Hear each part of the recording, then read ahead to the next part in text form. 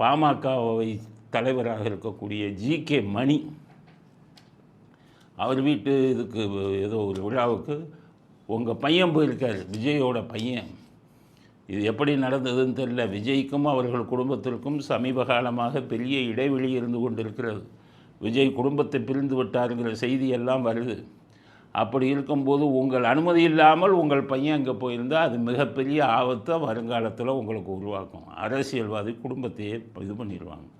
ஜாக்கிரதையாக இருக்கான. எம்ஜிஆரா முத்து கருணாநிதியோட சண்டை போட்டுட்டு எம்ஜிஆர்கிட்ட போய் அதிமுகவில் என்ன சேருங்கும்போது அவர் பெருந்தன்மையாக, என்னப்பா உங்கள் அப்பா திமுகவை கட்சி வச்சுருக்காரு, நீ ஏன்ட்ட வந்து சார் தப்புப்பா அப்படின்னு அட்வைஸ் பண்ணி நீ அப்பாட்டே போப்பா, உன் அப்பா கட்சியில் தான் இருக்கணும் அப்படின்னு புத்திமதி சொன்னார். அது சொல்லி அவருக்கு மாதம் மாதம் செலவுக்கு பணம் கொடுத்தாரு. அது அந்த காலத்து அரசியல்வாதி. இந்த காலத்து அரசியல்வாதி குடும்பத்தையே கெடுத்துருவாங்க, குடும்பத்தையே ரெண்டாக்கிடுவாங்க. அதுக்கப்புறம் அவர் முத்து ஜெயலலிதாட்ட வந்து நான் உங்கள் கட்சியில் சேருங்கும்போது ஜெயலலிதா சேர்த்துக்கிட்டார். ஏன்னா ஜெயலலிதா செஞ்சது தான் ரைட்டு. கருணாநிதி போன்ற ஒரு மனிதருக்கு ஜெயலலிதா செஞ்சது தான் ரைட்டு, எம்ஜிஆர் செஞ்சது தப்பு.